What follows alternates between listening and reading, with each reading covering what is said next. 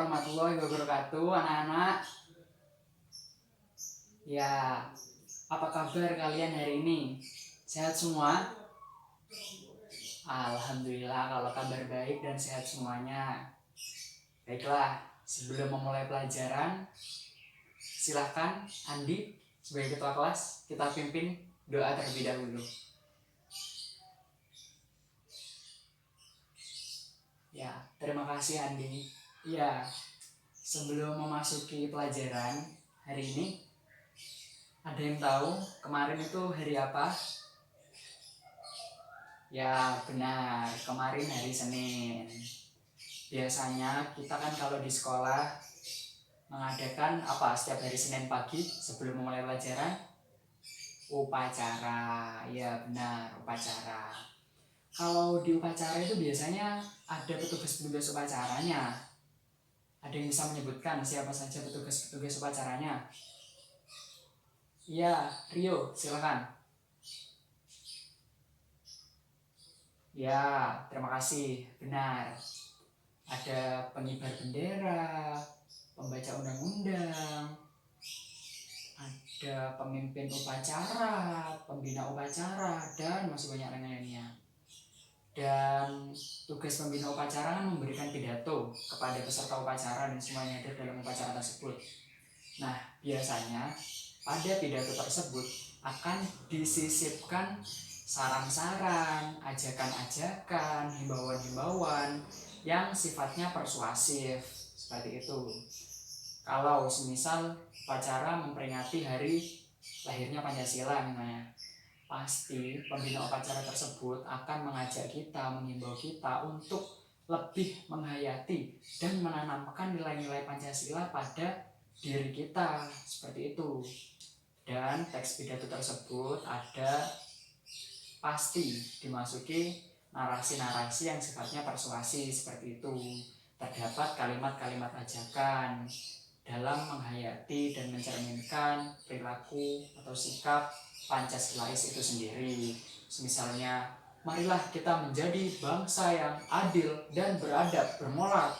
Selain itu, sekarang juga pemerintah kan sedang gencar-gencarnya menyuarakan atau menghimbau masyarakatnya agar tetap di rumah saja, tapi tetap produktif, tetap olahraga, jaga imun, kuatkan iman, seperti itu. Apakah ada anak-anak yang bisa mencontohkan yang lain serupa kalimat-kalimat saran, ajakan, himbauan? Apakah ada yang bisa? Silakan angkat tangan. Ya, Vinda.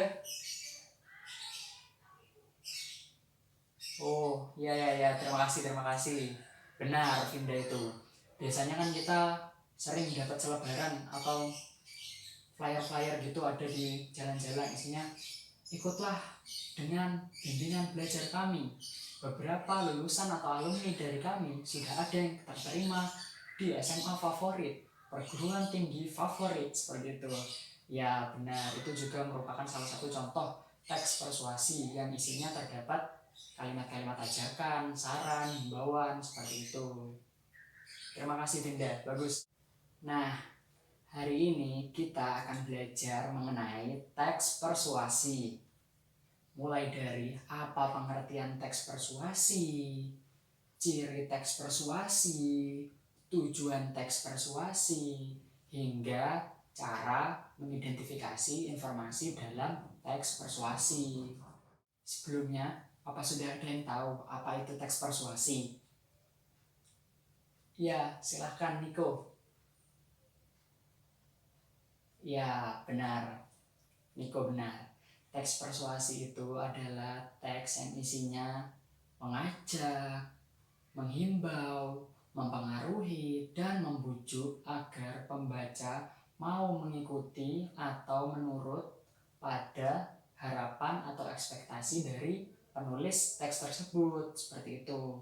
Selain itu dicantumkan juga fakta, bukti, data, dan tentunya kalimat-kalimat yang bersifat mengajak pembaca agar mau mengikuti apa yang dituliskan oleh pembuat teks persuasi tersebut. Nah, Kalau ciri-ciri dari teks persuasi, apa sudah ada yang tahu? Iya, silahkan Tania. Ciri-ciri teks persuasi ya, silahkan. Ya, benar juga. Ciri-cirinya ada kalimat yang sifatnya mengajak. Nah, ciri-ciri teks persuasi sendiri ini adalah yang pertama, ada di sana itu disajikan alasan-alasan yang kuat, fakta yang kuat, bukti yang kuat untuk memperkuat argumentasi yang dibawa oleh teks persuasi ini. Semisal dia membawa fakta dengan topik sayuran, penulis akan membawa fakta, bukti, alasan yang kuat kenapa makan sayuran itu penting, bermanfaat, penuh khasiat, karena di sana terdapat banyak vitamin, banyak sekali manfaat yang ada dalam sayuran tersebut, sehingga manusia bisa sehat dan kuat, seperti itu. Yang kedua, ada kalimat-kalimat yang sifatnya mengajak agar pembaca mau mengikuti apa yang dikatakan oleh penulis, seperti itu. Semisal kalimat ajakannya itu biasanya ada marilah, ayo, tingkatkanlah, seperti itu. Jika dengan topik atau tema sayuran tadi, biasanya akan diberi kata marilah makan sayuran dan buah-buahan agar tubuh kita jadi sehat dan kuat, seperti itu. Nah, selanjutnya tujuan teks persuasi. Apa ada yang tahu apa tujuan dari teks persuasi? Ya, silahkan Robi. Benar sekali Robi. Tujuan teks persuasi untuk membujuk. Tapi membujuk yang bagaimana? Jangan sampai mau dibujuk yang hal negatif loh ya. Ya benar. Kita harus pandai-pandai memilah informasi agar kita tidak mudah tertipu dengan hal-hal yang negatif utamanya. Seperti itu. Jadi yang harus positif ya, harus mau dibujuk yang positif, jangan dibujuk yang negatif. Kita harus mau dibujuk yang positif, dalam artian yang memberikan dan membawakan manfaat kepada diri kita. Seperti itu. Tujuan dari teks persuasi, sebagaimana tadi dijelaskan di pengertian teks persuasi, itu untuk membujuk pembaca agar mau mengikuti apa yang diperintah atau dituliskan oleh si penulis tersebut dalam teks persuasi itu. Semisal ada suatu kasus, kan remaja sekarang, anak-anak muda banyak sekali yang mengonsumsi makanan cepat saji daripada sayuran dan buah-buahan yang alami dan penuh khasiat.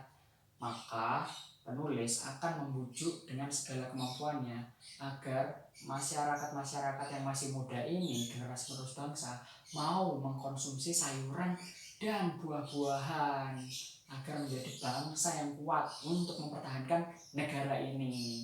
Nah, bisa saja penulis akan menuliskan teks persuasi untuk menguatkan agar bangsa kita lebih sering mengkonsumsi buah-buahan dan sayuran daripada makanan cepat saji, seperti itu. Nah, dalam masa yang serba cepat ini, banyaknya informasi yang bisa bertebaran, apalagi di dunia maya, sosial media. Kita harus pandai-pandai memilah dan mengolah informasi. Jangan kita telan secara mentah-mentah. Jangan sampai kita diajak dan disarankan, dihimbau, dibujuk untuk berbuat yang tidak baik. Kita juga harus mampu membentengi diri kita dari hal-hal yang demikian. Seperti itu. Bagus sekali tadi jawabannya. Selanjutnya dalam mengidentifikasi informasi teks persuasi. Ada 4 poin dalam mengidentifikasi informasi dalam teks persuasi. Yang pertama, adanya topik. Yang kedua, adanya pendapat. Yang ketiga, adanya fakta. Yang keempat, adanya saran atau ajakan. Seperti itu. Dengan topik sayuran tadi, misal topiknya itu manfaat sayuran dan buah-buahan. Seperti itu. Yang kedua, ada pendapat. Pendapatnya dari penulis teks persuasi, misalnya ada banyak sekali loh manfaat dari buah-buahan dan sayuran yang kita konsumsi dalam kehidupan sehari-hari. Kita bisa merasakannya setiap hari, seperti itu. Lalu untuk fakta dari teks persuasi, semisal dari penelitian ditunjukkan bahwa wortel mengandung vitamin A yang baik untuk kesehatan mata, dan jeruk mengandung vitamin C untuk kesehatan kulit. imun, seperti itu. Dan yang keempat ada saran atau ajakan, misal marilah kita makan sayur-sayuran dan buah-buahan lokal untuk memajukan petani kita yang sudah menanamnya, untuk memajukan pedagangnya yang sudah mendistribusikan itu, dan kita sebagai pembeli harus bijak juga dalam memilih apa yang kita beli, seperti itu. Marilah kita majukan bangsa ini dan sehatkan bangsa ini. Nah, seperti itu. Nah, dengan seperti itu kan kita bisa memutar roda perekonomian yang ada di sekitar kita, khususnya lebih besar lagi kan secara nasional jika ini dilakukan secara global, seperti itu. Nah, baik. Apakah ada yang ingin ditanyakan atau masih belum dimengerti? Silakan bisa bertanya kepada Bapak. Ya, baik. Jika masih belum ada yang bertanya, Bapak akan membagikan lembaran mengenai teks persuasi. Kalian identifikasi informasi dari teks persuasi ini ya, mulai dari apa topiknya, pendapatnya apa, faktanya apa, saran atau ajakannya seperti apa, kalian identifikasikan ya. Dan kalian berkelompok sesuai absen saja ya, satu kelompok 4 orang, jadi dibagi 4 orang sesuai urutan absen, seperti itu. Ya, silahkan berkumpul dengan kelompoknya masing-masing, kalian berdiskusi. Jika masih ada yang belum paham atau yang ingin ditanyakan kepada Bapak, silahkan. Bapak akan membagikan lembarannya ya.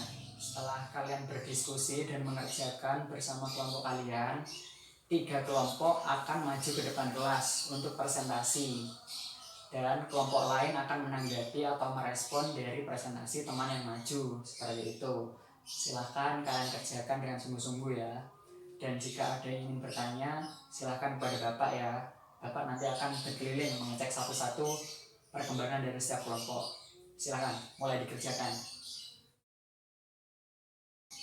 Ya, 3 kelompok yang sudah maju tadi sudah cukup baik dalam mempresentasikan hasil kerjanya, dan kelompok lain yang sudah menanggapi juga sudah cukup baik dalam menanggapi kelompok yang sudah maju di depan kelas.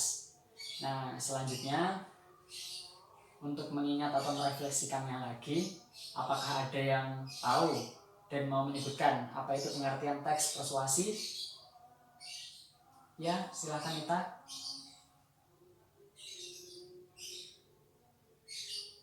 Ya, benar. Teks persuasi itu isinya ajakan, himbauan, bujukan agar pembaca mau mengikuti apa yang dituliskan oleh penulis dalam teks persuasi. Ya, kalau ciri-ciri dan tujuan ada yang berani menjelaskan? Silakan, Riyadi. Ya, benar. Cirinya ada kalimat ajakan berupa marilah, ayolah. Juga ada data, fakta yang memperkuat ajakan atau bujukan tersebut. Dan tujuannya adalah untuk membujuk para pembaca agar mau mengikuti apa yang dituliskan oleh penulis. Bagus sekali Riyadi. Untuk mengidentifikasi informasi, ada yang masih ingat tadi? Ada apa saja? 4 poin? Ya, silahkan Ida. Ya, benar sekali. Ada topik, ada pendapat, ada fakta, ada saran atau ajakannya. Bagus, 100 buat kalian semua yang sudah menjawab. Beri aplaus. Baik, apakah masih ada yang ditanyakan lagi atau belum dipahami anak-anak? Sudah ya, tidak ada. Yakin? Ya udah, bagus, 100 buat kalian. Terima kasih untuk hari ini. Tetap semangat dalam belajar. Sampai jumpa di pertemuan berikutnya. Wassalamualaikum warahmatullahi wabarakatuh.